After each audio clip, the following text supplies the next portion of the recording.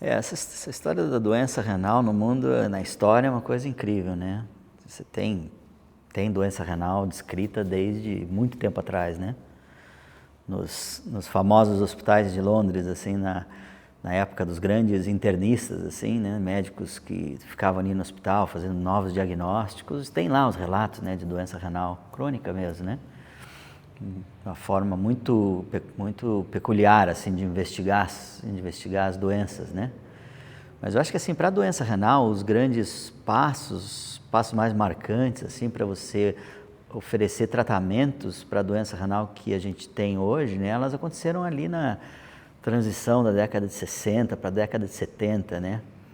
Pessoas super inovadoras, assim, que, né, têm ideias ousadas, assim, de você, por exemplo, repor a função de um órgão vital, que é o rim, né? Isso é uma história incrível, né? Porque você não vê isso acontecendo com outros órgãos vitais, né? Que você ofereça para todo mundo que precisa, né? A reposição, né, a longo prazo de função de um órgão, né? Que é o surgimento da diálise no mundo, né? Diálise crônica. Isso foi uma evolução incrível, né? Primeiro para um grupo muito restrito de pessoas, né?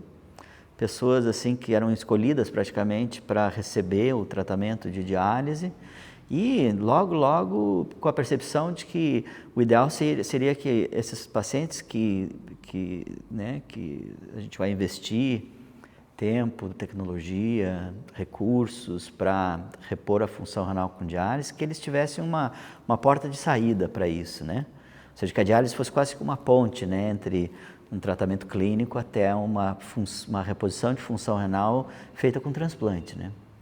Até hoje, na verdade, tem países no mundo em que só recebe tratamento dialítico crônico quem tem elegibilidade para transplantar, né? A África do Sul é um exemplo, né?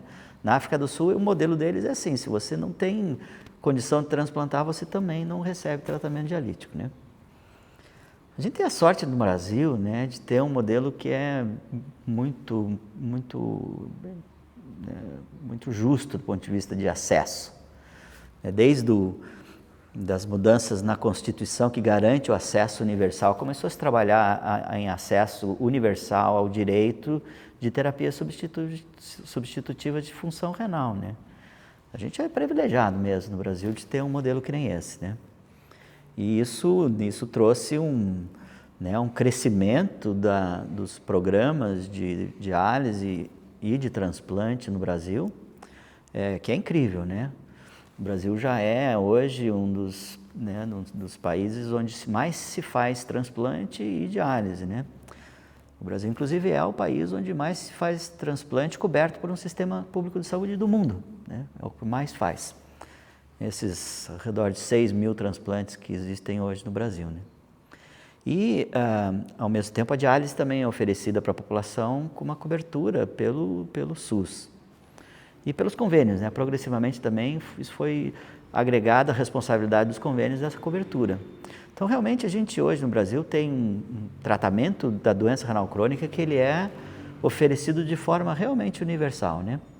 Talvez só não receba o tratamento quem acaba não descobrindo.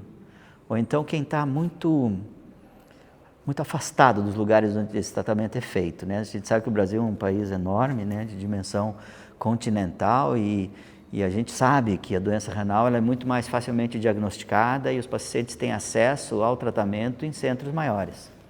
Geralmente onde está a figura do médico especialista, o nefrologista, exercendo suas atividades médicas em cidades de médio para grande porte. Essa é a verdade, né?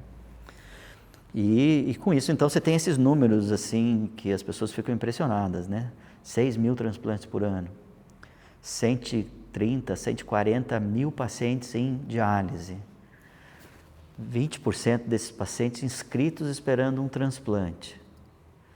Então, esses números, eles são realmente muito impressionantes pelo gigantismo, né, do país e oferece para a gente assim, um enorme desafio para a manutenção desse tratamento, da manutenção da qualidade do tratamento, né, que é um outro ponto importante, né? Eu acho que a qualidade do tratamento, os resultados clínicos que você tem, tanto em diálise quanto em transplante no Brasil, tem padrão internacional, né? Mas você veja, né, apesar disso, né, da gente ter um sistema que dá acesso aos tratamentos, a gente vê um crescimento do número de pacientes necessitando de diálise hoje. Apesar de que a gente vê um aumento do número absoluto de transplantes que a gente faz por ano. Então, isso levanta, assim, né, o desafio para a gente, né? Primeiro, claro, né, a gente certamente tem que pensar na forma de lidar com isso e tentar reduzir o número de pacientes que estão entrando em tratamento dialítico e em lista de transplante. Isso é prevenção, né? Você teria que voltar lá atrás, né? Você pensar nos fatores de risco para a doença renal e agir em coisas assim que são muito mais uma prevenção do problema do que tratamento, né? Se você for ver, metade dos pacientes hoje que estão em tratamento dialítico são diabéticos, né? Você tem aí uma proporção maior ainda de pacientes que têm hipertensão como um problema que está levando a isso ou agravando, né? Então, são doenças muito vinculadas a maus hábitos de vida, né? Inatividade física, dieta inadequada, problemas relacionados à obesidade, né? Então, tem que ter um papel grande, né? Mas, mesmo assim, né, a gente vê que mesmo os países que têm implementado essas medidas, eles continuam vendo né, os seus programas de diálise e transplante crescendo, e a gente tem que tentar otimizar, né, esses tratamentos de reposição renal de uma forma que ela seja mais eficiente, né? Quando eu falo eficiente, hoje em dia, né, a gente tem que pensar, ela tem que ser eficiente porque ela tem que ser mais barata para o sistema, ela tem que ser eficiente porque ela tem que se adequar às geografias, né, e às demografias. Ela tem que ser eficiente do ponto de vista de resultado clínico, como resultado das medidas clínicas, né, redução de hospitalização, redução de mortalidade. E ela tem que ser eficiente porque ela tem que dar qualidade de vida para o paciente. Então é muito complexo isso, como é que você faz tudo isso acontecer, né? Claro que você pega assim, né? A porta de entrada no Brasil geralmente ela é o início de diálise, porque uma boa parte dos pacientes, quando eles ficam sabendo que eles têm doença renal, eles estão numa sala de emergência, né? Muito tarde, primeira vez que eles vão ter esse diagnóstico já está muito avançado, né? Então eles precisam de um tratamento que resolva o problema rapidamente, né? Que normalmente são os tratamentos dialíticos. Tem uma proporção de paciente que também vai ter a possibilidade de diagnosticar mais precocemente, até realizar um transplante antes do início de diálise, né? Os transplantes preemptivos que estão crescendo, né? Em muitos centros, mesmo no nosso país, que talvez seja uma das terapias mais interessantes do ponto de vista de eficiência, né? E outra coisa é tentar otimizar, né? Tudo bem, tem paciente que não vai ser elegível para transplante, né? Ele tem muitas doenças, comorbidades, né, que fazem com que o procedimento do transplante cirúrgico ou mesmo os resultados de curto e médio prazo sejam muito arriscados para aquele perfil de paciente. Esses pacientes, na verdade, vão ter a diálise como sua única alternativa. Mas você tem um número grande de pacientes que deveria ter o transplante como seu tratamento preferencial.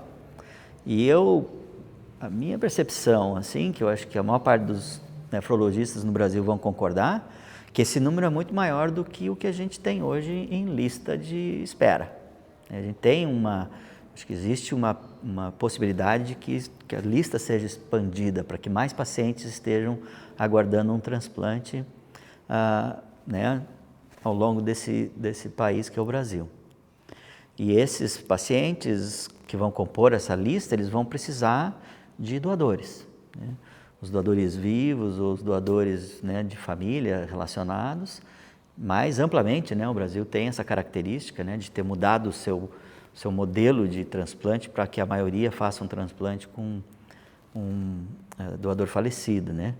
E aí as campanhas, né, de doação de órgãos, a organização das redes de detecção para captação de órgãos nos hospitais do Brasil têm sido importantíssimas, né, para para melhorar os indicadores nessa área, né? Porque, né, você tendo a captação desses órgãos, né, doados voluntariamente pela população, eles têm que ser muito bem aproveitados, né?